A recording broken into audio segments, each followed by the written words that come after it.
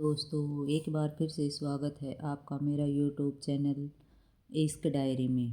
तो शुरू करते हैं हम इश्क में लिखी खामोशियों का एपिसोड 4।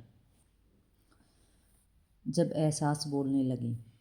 सुबह की हल्की धूप खिड़की के अंदर आ रही थी। हवा में एक अजीब सी बेचैनी थी, जैसे कुछ बदलने वाला हो। आरव बालकनी में खड़ा था, हाथ में चाय का कप, मगर ध्यान कहीं और था। उसकी आंखों के सामने सिर्फ एक ही चेहरा बार बार उभर रहा था, अनाया। कल रात की मुलाकात, उसकी चुप मुस्कान, जैसे वो अधूरे से जुमले, सब कुछ दिल में हलचल पैदा कर रहे थे। इसी बीच फ़ोन पर एक मैसेज चमका। अनाया, आज लाइब्रेरी चलोगे? कुछ बातें अधूरी रह गई हैं। आरव के होठों पर हल्की सी मुस्कान आई।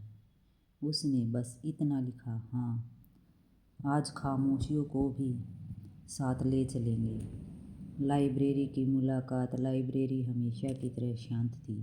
किताबों की खूबसूरती और पन्नों की सरसराहट के बीच अनाया खिड़की के पास बैठी थी।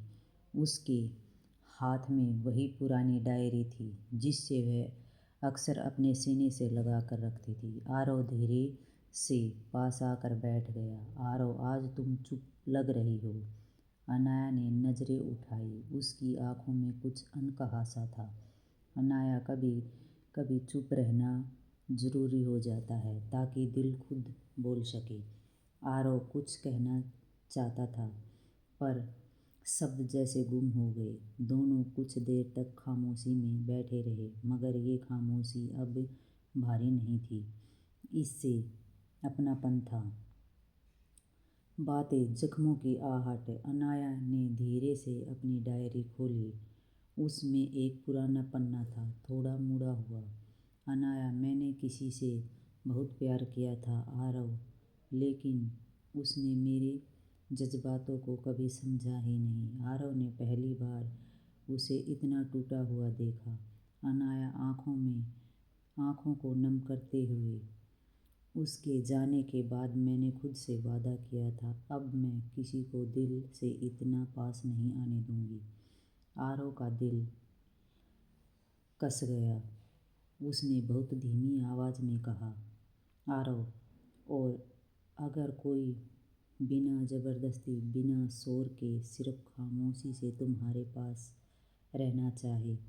अनाया ने कुछ नहीं कहा, बस उसकी आंखों में से एक आंसू गिर पड़ा। अचानक बाहर बारिश शुरू हो गई। खिड़की से टपकती बूंदें जैसे दिल की धड़कनों का संगीत बन गई। अनाया उठकर खिड़की के पास चली गई। आरव आरव भी उसके पास खड़ा हो गया। अनाया, पता है, बारिश मुझे डराती भी है और सुकून भी देती है, जैसे प्यार।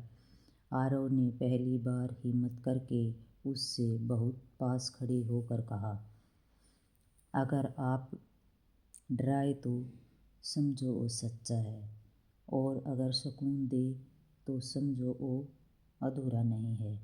अनाया ने उसकी तरफ देखा। दोनों के बीच सिर्फ कुछ इंच की दूरी थी, मगर एहसासों का फासला मिट चुका था।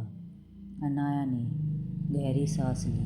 अनाया, मैं डरती हूँ आरव, पर तुम्हारे साथ डर भी अच्छा लगता है। ये शब्द आरव के लिए किसी इकरार से कम नहीं थे।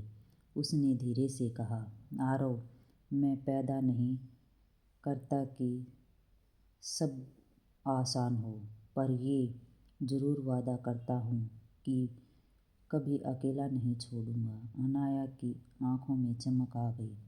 उसने पहली बार बिना झिझक मुस्कुरा कर कहा, शायद खामोशियों में लिखा इश्क अब आवाज़ मांग रहा है।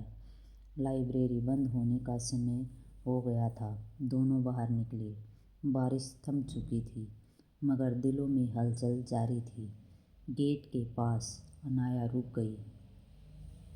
आरव, आज जो भी हुआ उसे नाम मत देना, बस इसे यहीं रहने देना दिल में। आरव ने सिर हिलाया। कुछ रिश्ते नाम से नहीं, एहसास से जिंदा रहते हैं। दोनों अलग अलग दिशाओं में चले गए, मगर दिलों की राह अब एक हो चुकी थी।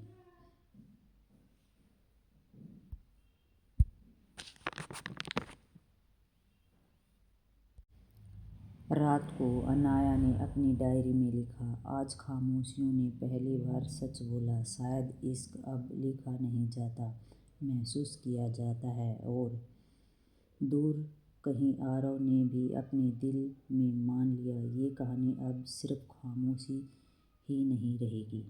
अब सिर्फ यह कहानी खामोशी में नहीं रहेगी। हमारी कहानी का हुआ द एंड। कल मिलेंगे नई स्टोरी के साथ, एपिसोड 5 में। अगर मेरी स्टोरी अच्छी लगी हो तो प्लीज़ चैनल को लाइक और सब्सक्राइब ज़रूर करना। धन्यवाद।